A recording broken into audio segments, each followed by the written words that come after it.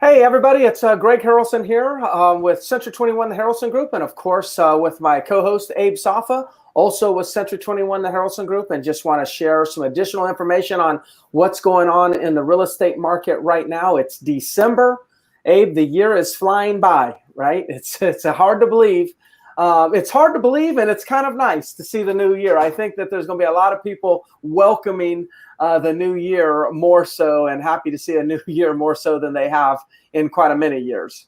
Yeah, absolutely. I can't believe it's December already. We just went through Thanksgiving. It kind of blew by fairly quickly, huh? And yeah, a lot of people are waiting for 2020 to be over. Yes, that's right. Yeah, that's right. Well, I know we're going to go through some numbers, and as always, we want to give the most information we can, to our audience. And one of the things I want to talk about is whether or not selling around the holidays makes any sense. If there's any logic around selling around the holidays, because I have you heard people say, hey, I'm just going to wait till the new year. I'm going to wait till after the holidays. Are you starting to have those conversations with property owners? Oh, absolutely. And that's a recurring theme every single year at this time. So those conversations are always popping up. Yeah. And no matter what, there's always going to be that consensus of, let's wait till the spring because that's the best time. That's always going to be out there as far as that thought process. So yes, we are having those conversations already with people. Yeah.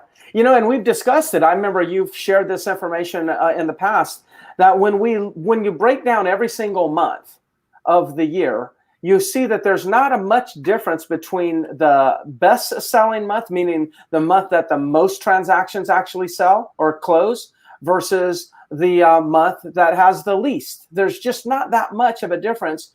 And one of the things about at least the Grand Strand market is that we still kind of have that resort seasonality stigma.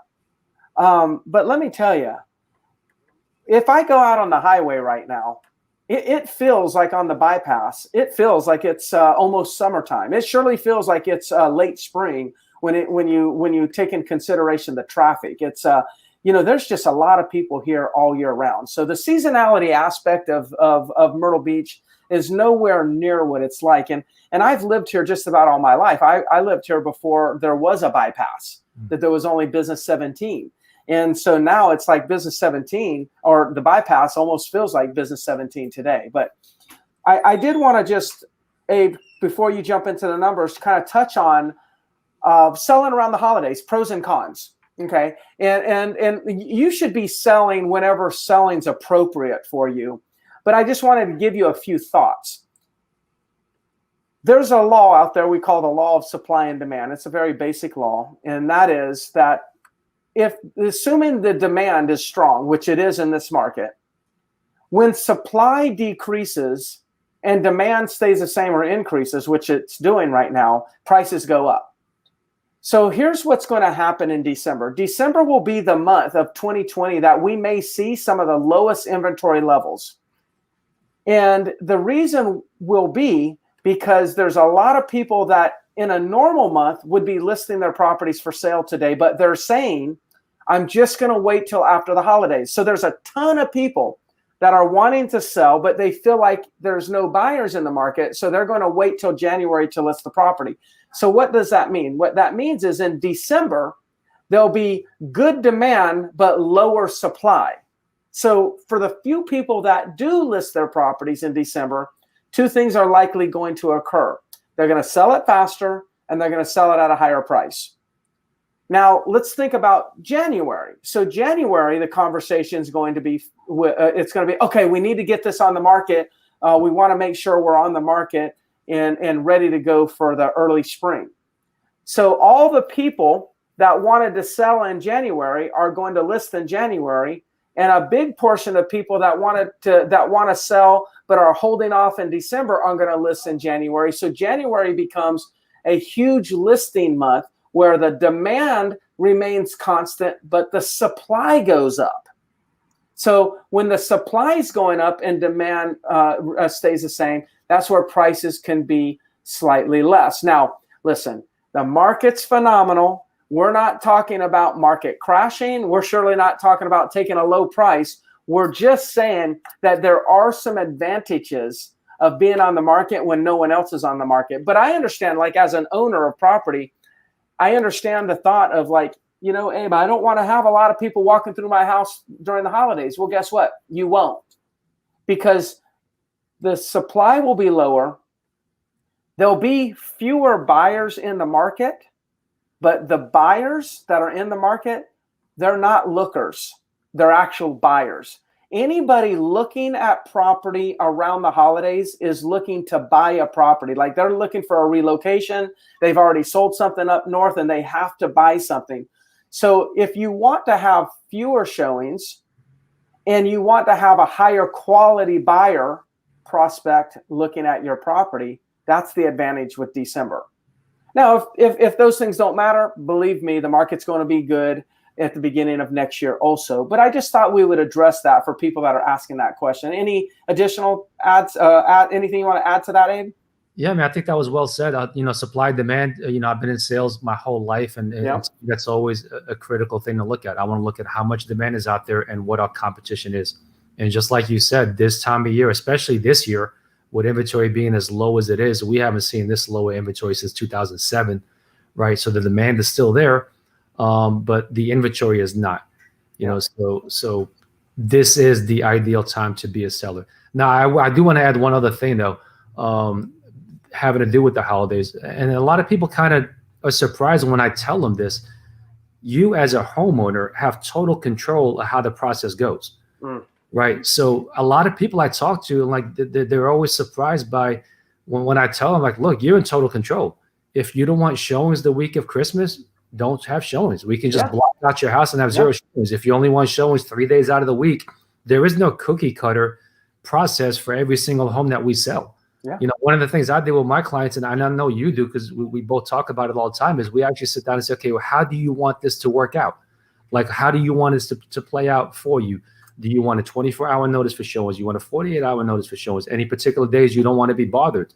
And we'll tailor the marketing and we'll tailor the showings around what your wants and needs are. And you know, and then once we find a buyer, it's again up to you on when you want to move. You know, we could play around with the closing date. We can have an extended closing so you don't have to move during Christmas.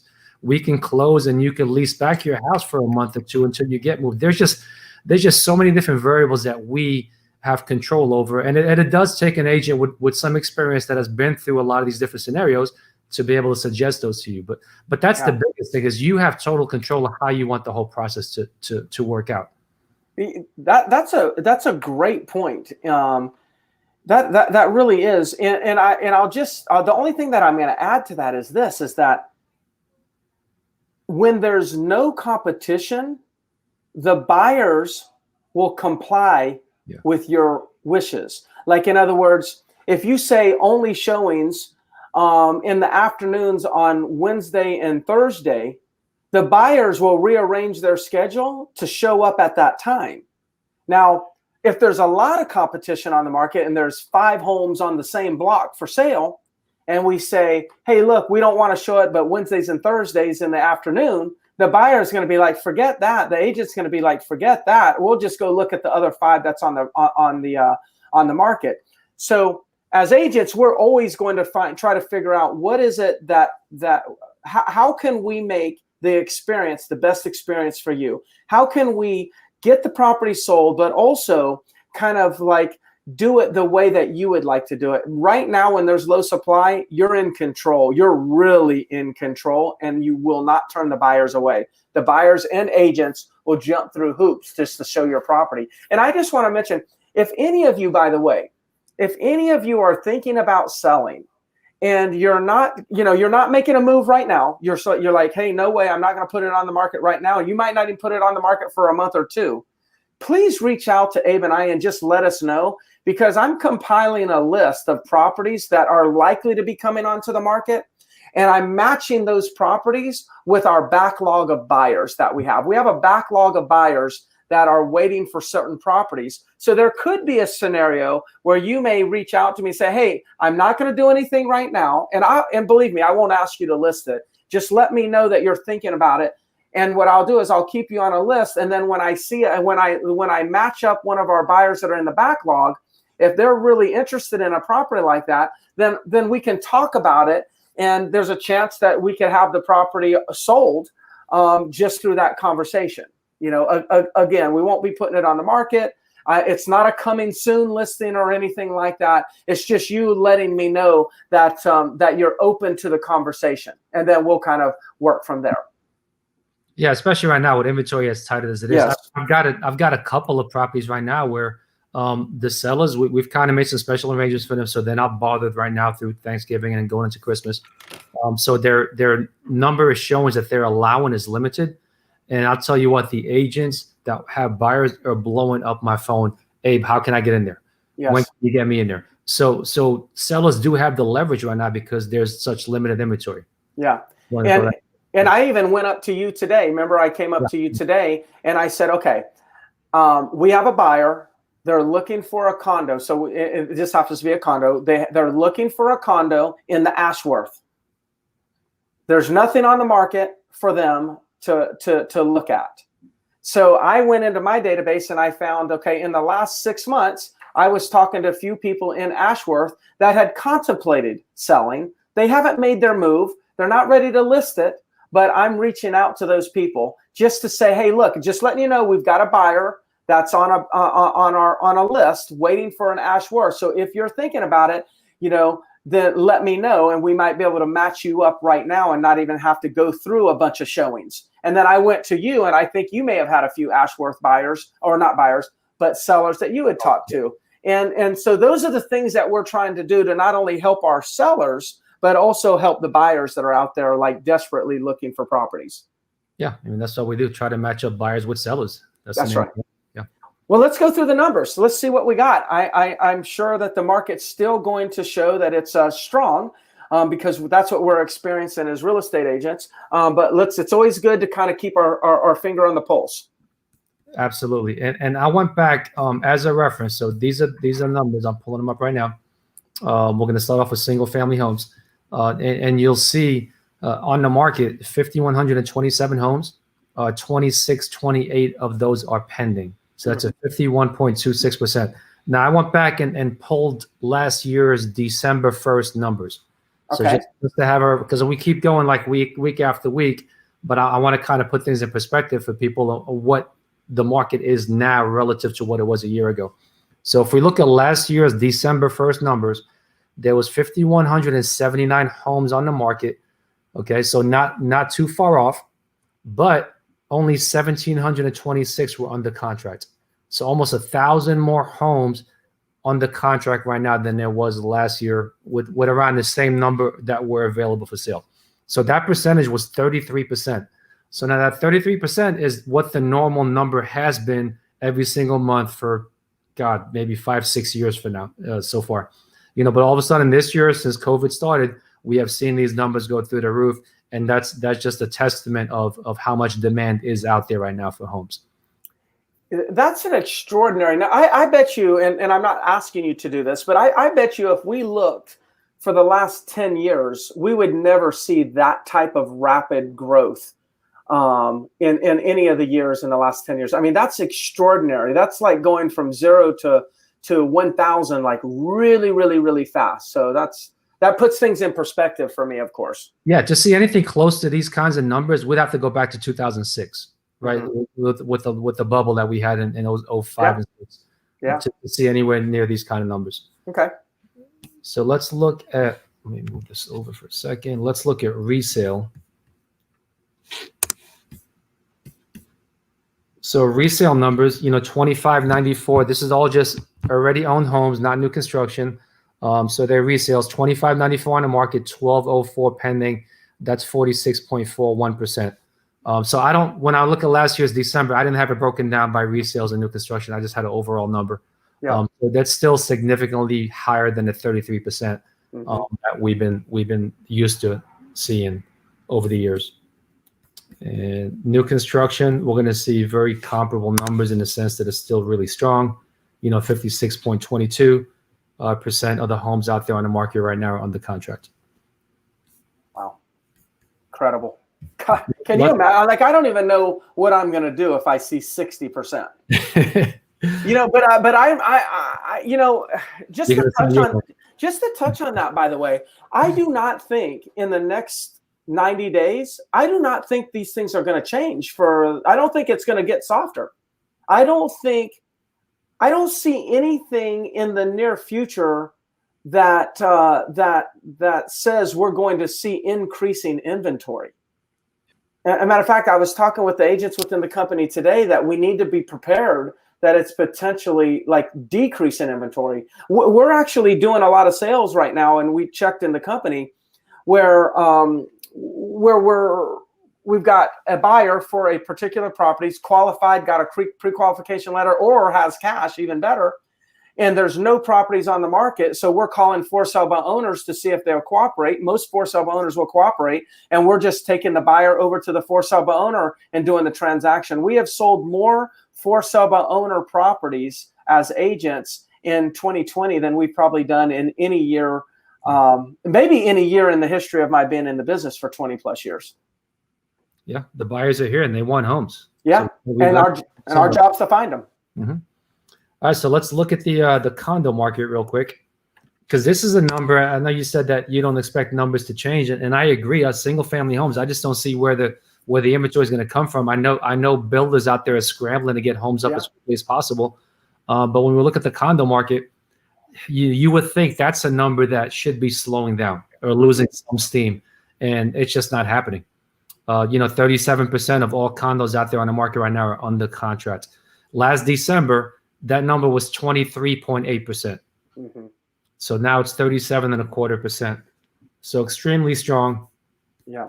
And looking at the ocean front, again, super strong. A quarter of every single oceanfront condo on the market right now is under contract. So even oceanfront condos, the buyers are here. They're picking up properties. I put 2 oceanfront condos on the contract just this past week. So they are selling even this time of year.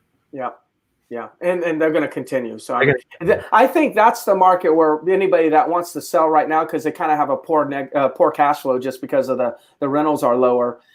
These are the sellers that if you're thinking anytime in the next 90 days of doing something, I tell you, I highly recommend you move forward. We will get you a better price today than we could have gotten you in the past. I mean, there's no question about it. And if you want to talk about netting the most money in your pocket, this makes the most sense to sell now. You just gone through the rental season. You've taken, I mean, it wasn't the best of years as far as rental, but you've maximized whatever you're going to get as far as rentals. And now instead of carrying these units through the wintertime and waiting until spring to sell, why go through all that negative cash flow? This would be the time while the buyers are here, inventory is low, you've got the leverage. This is the time right now to get ahead and cash out of these if you've been thinking about selling. Yep. And looking at land real quick, we're going to see pretty comparable numbers in the sense that it's still super strong. 16.44% of every single lot on the market right now is under contract. Now, this number is going to blow your mind. So December 1st of 2019, that number was 8.1%. Wow. Yeah, it's 100% improvement. Yeah. Yeah, 100%. So and I know I just sold, man. I just sold a. I took a listing a month ago, roughly a month ago, maybe it's 3 weeks ago. It was a waterway lot. And the highest price that a waterway lot in this particular community, this was in the Waterway Palms Plantation or the Bluffs, the Waterway Palms Plantation, I believe, in Carolina Forest area.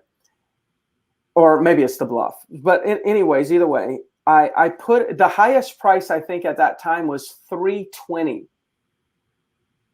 I listed it at $349.9 and just sold it yesterday. Wow. And they didn't get exactly $349.9. It's not closed yet. It's under contract, so I can't disclose legally what the final negotiations are. But let me tell you, it's significantly higher than the previous ones that have sold. And a lot of people would have looked at me, and I'm sure some real estate agents probably looked at me and said, "What is Greg doing listing a property at $350,000? The last one sold at $320." Well, that's the difference. Me and a lot of other real estate agents is I'm not just looking in the rearview mirror and trying to price the property based on the last one that sold. If that was the case, we'd never see appreciation. I have to anticipate what the demand is for properties like this. And then I understand I have a fiduciary duty to help my seller maximize their price. One of my duties is to help them maximize price. And so I'm trying to balance, okay, here's the demand, and here's what I can do with that demand. Here's how I can maximize my seller's price based on this demand. And boom, 3 weeks later, 3 or 4 weeks later, under contract, and it'll be it'll be the highest price to sell on the waterway in that community by far for multiple years. Yeah, in this kind of market, you can't just look in the rearview mirror. You can't just look at what has sold. No. You and I both look at, okay, if a buyer comes up and shows up for one of our listings, what are their options? And if we know that they don't have any other options, then you've got all the leverage. If there were 10 lots comparable, that strategy would not have worked. Exactly. Yeah. That strategy. And so that's the key is that's the business, or that's the market that we're in right now. And, if you're thinking about doing something, just know that you're probably going to have you're probably going to experience a higher price than normal. Well, good. Well, there you go. You put up our information. So again, Greg Harrelson, Abe Safa here, Century 21, the Harrelson Group. These are our direct cell phone numbers. Feel free to text us, call us. I would love for you to reach out, like I said a little earlier, and just let me know if there's even a thought that you might consider selling. Could you just let me know so I can put you on a list, and then I can see if I have if any of the buyers that are in our backlog, to see if they match, and then maybe I can kind of connect the dots. Other than that, Abe, thank you so much for bringing that information, and I guess we'll see everybody next week. Yeah, my pleasure, Greg. Thank you all for watching. Bye-bye.